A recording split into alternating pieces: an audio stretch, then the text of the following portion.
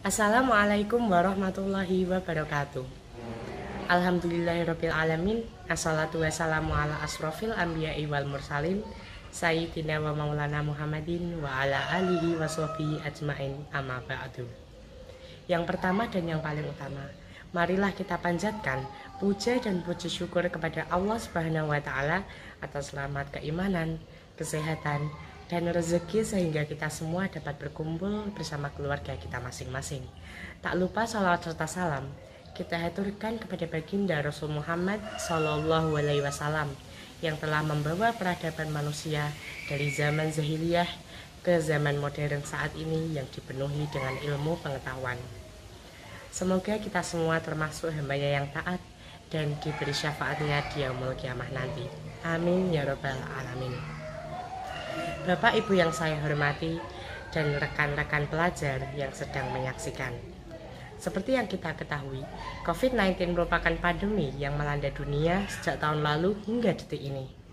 Kini dunia sedang berduka atas berjatuhannya berbagai korban akibat pandemi ini. Tak hanya itu, susunan sosial, ekonomi, dan pendidikan dunia kini sedang luluh lantah. Apalagi kita yang dipaksa untuk physical distancing dan berdiam diri di rumah bukanlah suatu hal yang mudah. Maka dari itu, perkenankan saya, Inzin Ilmika Zamzam, siswa SMA Negeri 1 Salatiga, untuk menyampaikan ceramah mengenai pandangan Islam terhadap kondisi sosial dan pendidikan selama pandemi COVID-19.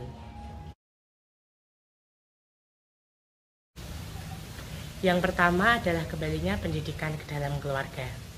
Dalam kondisi apapun, pendidikan harus tetap terlaksana, karena pendidikan merupakan sarana mencerdaskan, mendewasakan, dan membentuk masa depan anak. Namun, selama pandemi, pendidikan tidak dapat dilakukan secara formal, namun harus dilaksanakan secara daring dari rumah. Bagaimana ya kira-kira? Dulu, selama pembelajaran formal, anak-anak hampir seharian berada di sekolah untuk meniti ilmu bersama guru-guru mereka. Namun sekarang, mereka harus 24 jam di rumah. Bagaimana ya?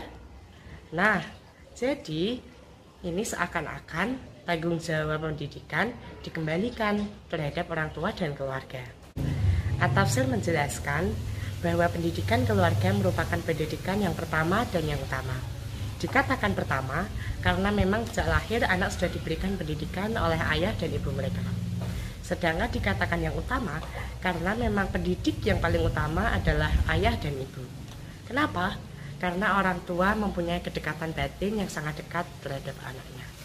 Maka dari itu, selama pandemi ini, para orang tua sedang diuji eksistensinya sebagai pendidik untuk putra-putri mereka.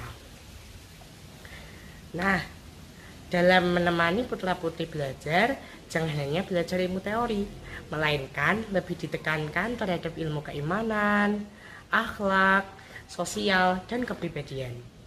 Dari berbagai ilmu itu, yang paling diutamakan adalah ilmu keimanan dan ilmu akhlak. Mengapa?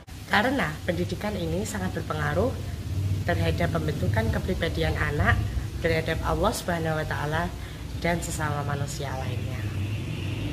Dari isu-isu yang beredar, sekolah baru akan dibuka pada tahun 2021. Masih lama ya? Maka dari itu, orang tua tak boleh mengeluh atas keterlibatan dirinya dalam mendidik putra-putrinya. Karena sesungguhnya anak merupakan amanat yang harus dipertanggungjawabkan. Allah Subhanahu wa taala memerintahkan orang tua untuk membimbing keluarganya agar tidak terjerumus dalam api neraka.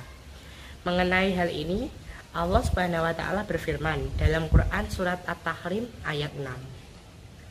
A'udzu billahi minasyaitonir rajim. Bismillahirrahmanirrahim. Ya ayyuhalladzina amanu qu anfusakum wa ahlikum nara waquduhan nasu wal hijaratu 'alaiha malaikatun giladun shidadul la ya'sunallaha ma amarahum wa yaf'aluna ma yu'marun. Yang artinya, hai orang-orang yang beriman, Peliharalah dirimu dan keluargamu dari api neraka yang bahan bakarnya adalah manusia dan batu. Penjaganya adalah malaikat yang keras, kasar, dan tidak mendurhakai apa yang diperintahkan Allah Subhanahu wa Ta'ala, dan selalu menjalankan apa yang diperintahkannya. Dari Quran Surat At-Tahrim ayat 6 tersebut, orang tua harus termotivasi dan membimbing putra-putrinya dengan prinsip kebutuhan dan keharusan, juga dengan cara yang cermat, menyenangkan, dan mengasihkan. Nah, pendidikan ini bukan hanya dipengaruhi oleh orang tua, melainkan juga dari dalam diri siswa dan dari materi yang diberikan guru. Dari segi siswa, kita tidak boleh leha-leha mentang-mentang kita di rumah saja. Kita harus tetap terjadwal untuk belajar, istirahat, bermain, dan juga tidur. Begitu juga bagi para bapak ibu guru. Jangan memberikan tugas begitu banyak dan berat kepada kami semua. Kami bukanlah siswa yang dituntut untuk menghafal dan mengerjakan tugas selama 24 jam. Tapi kami adalah calon penerus bangsa yang harus diberikan pemahaman yang sekiranya dapat dimanfaatkan dalam kehidupan sehingga bermanfaat bagi diri sendiri dan orang lain. Menurut pendapat saya yang sekaligus mewakili opini siswa, seharusnya Bapak Ibu Guru bisa memberikan tugas kepada kami secara terjadwal sesuai kemampuan kami. Sehingga kami juga masih memiliki waktu untuk melakukan apa yang kami inginkan. Dengan mengerjakan tugas secara terjadwal, murid bisa mengerjakannya secara senang dan tanpa rasa terbebani. Maka dari itu, materi dapat masuk secara lebih mudah. Untuk semua rekan pelajar, semangat kakak! Nah, untuk topik yang kedua adalah silaturahmi dari rumah. Seperti yang kita ketahui, Idul Adha tak lama lagi akan tiba. Kita pasti ingin dong berkumpul dengan sanak saudara. Namun, apa daya COVID-19 telah menghalangi jarak di antara kita. Bagaimana ya pandangan Islam terhadap hal ini? Sesungguhnya kita dapat belajar dari pandemi yang pernah dialami Rasulullah SAW 15 abad yang lalu. Dulu terjadi wabah penyakit lepra atau kusta yang sangat mudah menular dan sangat berbahaya. Maka dari itu Rasulullah SAW bersabda, apabila kamu mendengar suatu wabah berjangkit di suatu negeri, maka janganlah kamu datangi negeri itu. Dan apabila suatu wabah berjangkit di negeri tempat kamu berada, maka janganlah kamu tinggalkan negeri itu demi menghindar darinya. Hal ini juga sejalan dengan konsep usul fikih yang berbunyi Darul mafasid muqaddam ala jalbil masolih, yang artinya menghindari kerusakan lebih diutamakan daripada upaya membawakan kebaikan. Maka dari itu, saya berharap Bapak Ibu dan rekan-rekan pelajar semua untuk meyakinkan diri agar mengurungkan niat dari mudik pada tahun ini. Dari dua topik tersebut, intinya saya ingin menyampaikan bahwa kita harus tetap produktif selama masa pandemi COVID-19. Tetap belajar untuk menggapai cita-cita.